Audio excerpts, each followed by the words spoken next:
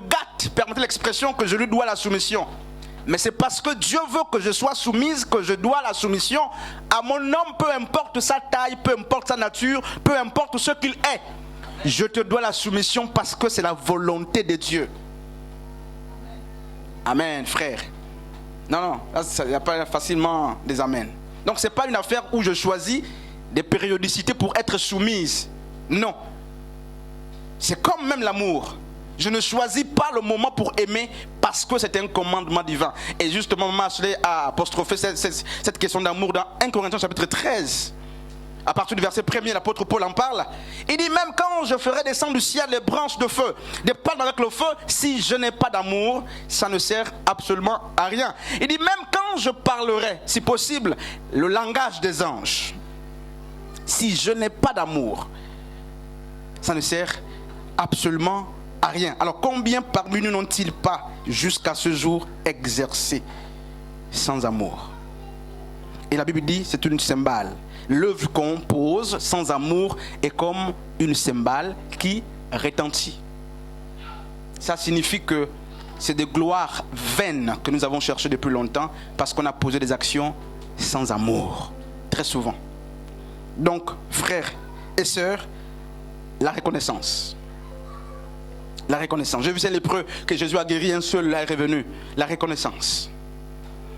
Et beaucoup disent, pour être reconnaissant, il faut justement peser les actions qu'on a posées en ma faveur. Non, la reconnaissance ne vient pas pour quantifier l'action qu'on a posée. Elle ne vient pas mettre sur une balance pour chercher le poids de l'action qu'on a posée envers nous, pour qu'on se manifeste, qu'on soit reconnaissant ou pas. Non, la reconnaissance est reconnaissance pour toutes les actions posées, peu importe leur nature. Du moment où elles nous ont favorisés, elles méritent justement d'être, n'est-ce pas, acclamées. Et puis, Maman Ashley, il n'y a pas de mal à être reconnaissant. Pourquoi avons-nous honte très souvent de venir par exemple sur les straps pour dire la chaussure que je porte, c'est la seule de ceux qui me l'a achetée? Ça ne se fait pas. Les gens sont même honteux, ils ont honte de reconnaître ce que les autres ont fait pour eux-mêmes publiquement. En cachette, oui. Mais combien parmi nous peuvent dire ici, mais j'ai mangé hier parce que Maman Ashley m'en a donné.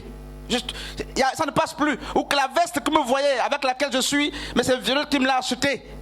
Non, vous avez vu ça, c'est pas facile.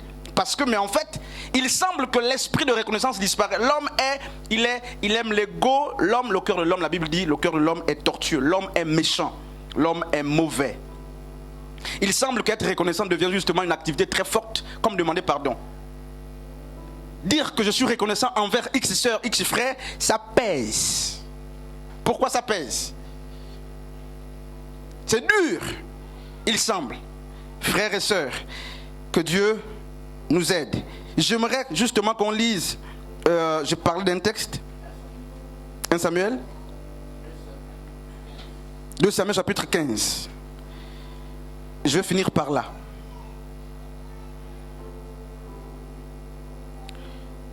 Alors, 2 Samuel chapitre 15, c'est ça?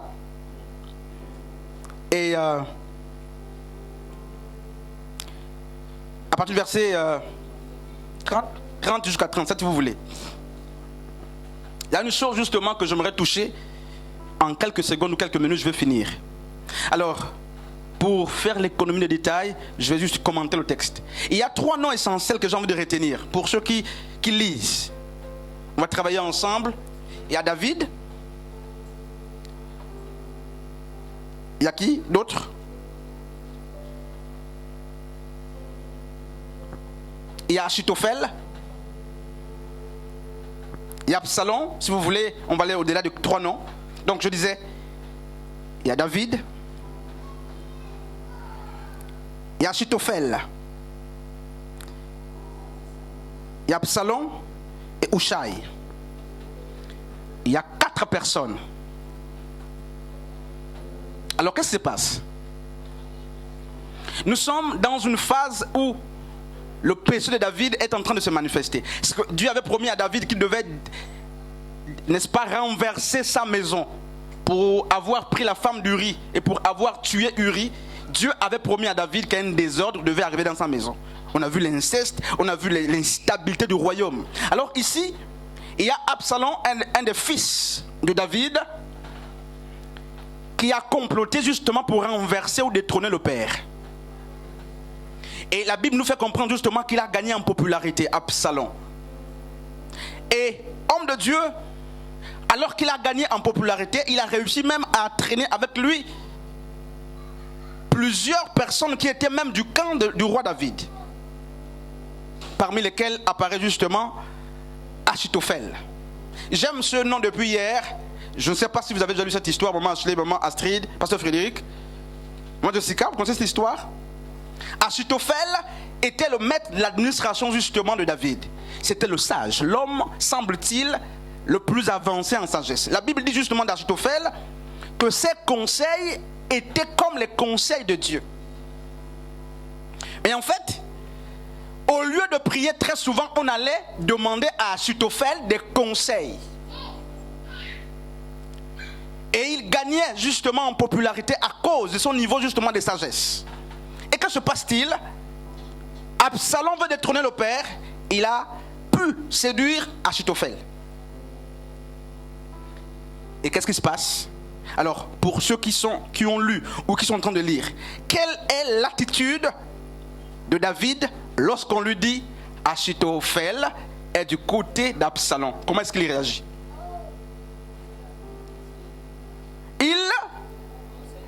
Il prie.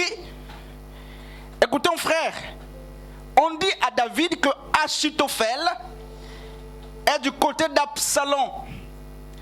Alors, parce que Achitophel a évolué du côté de David. David connaît Achitophel. Il connaît la sagesse d'Achitophel. Et quand vous vérifiez l'histoire, on dit qu'il n'a jamais échoué dans ses conseils. Que ce soit du côté de David ou du côté d'Absalom, homme de Dieu, Achitophel était modèle en termes de conseils. La Bible dit que ses conseils étaient comme la parole de Dieu. C'est qu'il n'avait jamais rien raté. Chaque directive donnée par Achitophel atteignait les objectifs. Alors David, lorsqu'il apprend qu'Achitophel est de l'autre côté désormais, à cause d'Abigaïl, mais je ne vais pas prendre les détails, il a changé de camp. On annonce, on dit à David, Achitophel est du côté d'Absalom. David ne cherche pas à se renseigner sur les plans mis en place par Achitophel. Il y a une attitude justement qu'il est en train de tenir. Moi je veux rester calme, je vais rester calme jusqu'à la fin. La Bible dit qu'aussitôt David s'est mis à prier. Et il prie contre Achitophel. Il prie contre les prières, contre les stratégies d'Achitophel. Il dit à Dieu de réduire à néant. De réduire à néant ce dans quoi Achitophel a plus justement de renommée, ou du moins, si vous me permettez, Dieu est en train de dire, je sais qu'Achitophel est très poussé en sagesse, je sais qu'il est très sage, que ses stratégies aboutissent toujours, mais permet que pour même une fois, pour 7 fois, qu'il échoue dans ce qu'il sait faire le mieux. Mais en fait, Achitophel n'a jamais échoué. Et qu'est-ce qui se passe? Il se passe que justement, David savait que la planification d'Achitophel du côté d'Absalom devait le mettre en néant. David sait et il savait qu'Achitophel n'a jamais raté un seul conseil. Écoute frère, je vais d'abord m'arrêter par là. Achitophel c'est qui? Maman Ashley, maman Astrid, pasteur Frédéric, Shadrach, Achitophel, c'est un homme. Mais est-ce que quelqu'un peut l'identifier aujourd'hui dans sa propre vie? C'est une maladie incurable. Achitophel, c'est une chose évidente. On dit qu'en fait la frappe d'Achitophel était comme une arme de destruction massive. C'est un ennemi redoutable, connu même par le roi David. Il a craint Achitophel. Il avait peur d'Achitophel. Au point qu'il va dire à Doucha de se séparer de lui pour aller justement dans le camp d'Absalom. Comme un espion. Aller justement espionner ce que Absalom est en train de faire. Je suis en train de dire quoi? Mais je vais finir l'histoire. David tremble. Achitophel va donner une orientation sur Absalom. Et cette orientation devait marcher. Cette orientation devait renverser David. Alors qu'est-ce qui se passe? Dieu va permettre justement que Douchaï vienne pour la première fois. Le roi n'avait pas pour habitude d'écouter justement quelqu'un d'autre après que Achitophel ait parlé. Jamais. Quand Achitophel s'exprime, il n'y a pas une autre voix qui peut se lever. Quand Achitophel a parlé, plus rien ne peut se faire. Alors Achitophel a donné une orientation. Mais qu'est-ce que se passe-t-il? Le roi a pris l'orientation d'Achitophel en considération, mais il va aussi dire, écoutons Hushai. Amen. Et lorsqu'il arrive justement sur ce dernier, que se passe-t-il? Il n'est pas permis à un roi, l'arrière-plan justement théologique nous apprend qu'il n'est pas permis à un roi de venir dire à un sage ce que notre sage a dit. Le roi vient écouter d'une manière séparée pour prendre une meilleure décision. Mais le roi est venu cette fois, il a écouté Achitophel, Achitophel a parlé, et le roi est venu dire justement à Hushai ce qu'Achitophel avait dit. Et Hushai va s'asseoir, n'est-ce pas? Hushai va s'asseoir sur ce que le roi a dit, parce qu'il a compris et connu, n'est-ce pas, la planification d'Achitophel. Il va douter. Mais en fait, Hushai était en train de faire quoi? C'est de la malice. Hushai savait que ce qu'Achitophel disait, justement, était vrai. Que le plan d'Achitophel devait amener la chute et la ruine de David. Et que se passe-t-il? Mais Hushai va distraire, va en s'émancer, n'est-ce pas? Une autre voix va naître, la voix d'Hushai va naître, et un doute va s'installer dans le camp, justement, de la personne, n'est-ce pas, d'Absalom. Hushai répondit à Absalom, pour cette fois, le conseil qu'a donné à Achitophel n'est pas bon. Vous voyez, le verset 8 dit, et Hushai dit, tu connais la bravoure de ton père et de ses gens. Entre-temps, David était en train de trembler. En fait, je ne sais pas où vous voyez où je suis en train de partir. Un jour, un ami m'a raconté une histoire. Je vais finir peut-être par là. Il sortait des mariages, il rentrait chez lui très tard. Dans la nuit, il avait un parapluie avec lui, parce qu'il a plu autour de 8 heures. Et très loin, dans son quartier, il y a coupé l'électricité. Il voit un monsieur de très loin. C'était un bon mathématicien, très loin. Et très souvent, lui, il avait dit, en tant que mathématicien, quand tu as en face de toi un adversaire que tu ne maîtrises pas, dont tu ne maîtrises pas l'identité, très loin, il faut reculer avec en balançant les mains pour que l'adversaire pense que tu es en train d'avancer vers lui. Lui, c'est ça qu'il disait en tant que mathématicien, tu recules et tu fais les mouvements de la main pour que l'adversaire ait peur. Mais lui, lorsqu'il arrive, il voit la difficulté, il ne pratique plus ce conseil-là. Il est buté, il tremble. Et de loin, il voit le monsieur avec justement un fusil. Le monsieur avec le fusil, justement, ici, il va enlever le fusil. Et le frère en question panique. Et qu'est-ce qu'il se dit? Il dit, c'est un mathématicien plein. Il dit, ok, il ne pleut pas, il n'y a pas la neige, il n'y a rien, j'ouvre mon parapluie. Il ouvre le parapluie. Et le monsieur est en train de le voir aussi là-bas. Il dit, au moins le monsieur va penser que soit je suis fou, soit je suis très spirituel. Il va penser qu'il a affaire à un être très spirituel, du coup, il va paniquer. Mais pendant qu'il ouvre son parapluie, il tremble. Il sait que ce qu'il fait là, c'est faux, il n'y a rien. Mais quand il ouvre le parapluie, le monsieur là-bas aussi est en train de s'interroger, il me dit, mais apparemment j'ai affaire à un fou ou à quelqu'un qui a un niveau de spiritualité très élevé. Et ils vont venir les uns vers les autres. Un vient, l'autre vient. Ils se croisent, les deux ont peur des autres.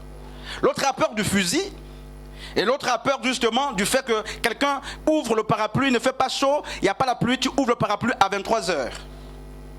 Et les deux ont peur. J'ai peur du fusil, tu as peur justement de la méthode que j'ai mise en place. Le monsieur qui avait le parapluie tremble, le monsieur qui avait l'arme tremble. Et ils vont se laisser, les deux vont passer. Pour le monsieur qui avait l'arme, ce monsieur était fou, ou du moins s'il le touchait, certainement quelque chose de spirituel pouvait se passer. Parce que ouvrir un parapluie à 23 heures, quand même, c'est mystérieux. Mais le monsieur qui a ouvert le parapluie sait qu'il n'y avait rien dedans. Il voulait simplement distraire. Je suis en train de dire quoi? Depuis que je parle d'Achitophel, d'Absalom, je parle de Hushai, justement, qu'est-ce que je suis en train de dire même? Maman Ashley. Qu'est-ce que je suis en train de dire? Vous avez vu? On va quelque part. Frères et sœurs, Naaman n'est pas devenu Achitophel entre-temps. Achitophel est devenu comme un dieu. Vous savez qu'il est mort par pendaison. Parce que tout ce qu'il disait était objectif droit, pas d'échec. Il s'est pris pour un dieu. Au point que ses orientations ont échoué et il va se pendre. Frères et sœurs, hommes et femmes de Dieu, Naaman, malgré les victoires, n'est pas entre-temps devenu un dieu. Il est resté un homme humble. Achitophel, Dieu est plus que toi. Dieu peut vaincre Achitophel. Achitophel, c'est aussi une maladie incurable dont tout le monde reconnaît justement mais les potentiels dommages. Achitophel, c'est un niveau de souffrance chronique dans lequel on peut baigner. Achitophel, c'est aussi une situation, n'est-ce pas, mais reconnue par tout le monde comme étant terrifiante. Ça peut être une maladie incurable, Achitophel. Mais Dieu est plus qu'Achitophel. Et ce qui se passe, merci Père de me le siffler, ce qui se passe, homme de Dieu, qu'est-ce qui s'est passé avec Achitophel? Mais en fait, très souvent, nous pensons que nos réussites ont pour base nos connaissances. Très souvent, nous pensons que nous réussissons, nous triomphons parce que nous connaissons ou parce que nous avons étudié, nous avons la connaissance ou l'expertise. Mais en fait, dans cette leçon d'Achitophel, il sort que, mais en réalité, Achitophel remportait toujours les victoires, ou du moins ses conseils étaient comme pour Dieu, ou les conseils de Dieu, ou comme la parole de Dieu, pour une seule chose. Ça s'explique même par une seule chose. Jusqu'ici, Achitophel était du camp de Dieu.